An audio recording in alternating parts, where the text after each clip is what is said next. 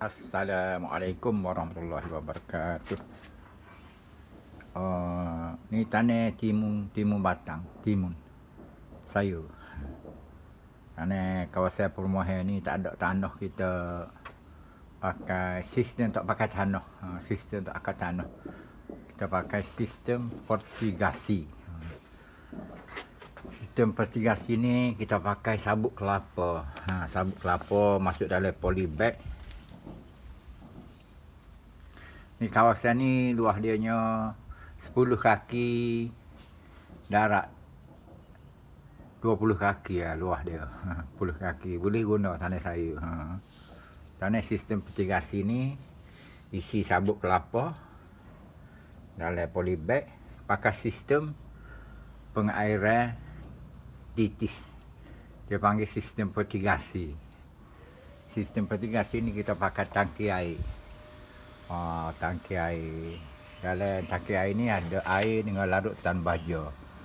Larutan baja ni kita sentiasa tambah lah tiap-tiap minggu. Supaya dia ikut kesesuaian tanaman. Masa dia nak buah tu kita tingkatkan lagi kandungan nutrien dalam larutan baja kita, insya-Allah. Sini kita tanam timun batang tu dak mula nak putih bunga dah.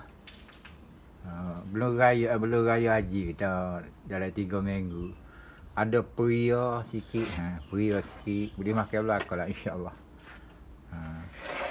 Jadi sistem fertigasi ni tak payah kita siram lah, kita buka paip ni. Buka paip ni, air dengan baja tu siraman dengan pembajaan tu dia tubik. Dia tubik. Tu.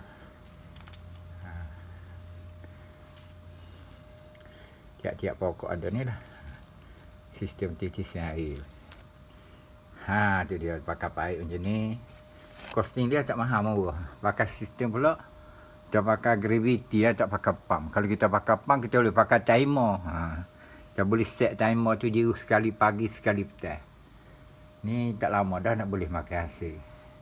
Kawasan rumah perumahan ni adalah luas 15 kaki darat 20 kaki, 10 kaki darat 20 kaki lah, luas lebih kurang boleh. Dan saya 40 supik, 40 supik. Boleh juga tanah sawi.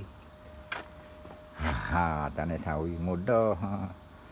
Tanah sawi dari bekas lagi ni pakai semua pakai sabut kelapa. Kokopit. Kita tanah tomato tanah juga. Tomato tanah juga. Tomato insya-Allah. Terung pun ada, terung baru besar. InsyaAllah tak lama lagi boleh makan hasil, insyaAllah. Jadi tak usah susah hatilah kalau kita tak ada tanah, kita boleh tanam sistem fertigasi tak pakai tanah, insyaAllah. Mudah dan murah.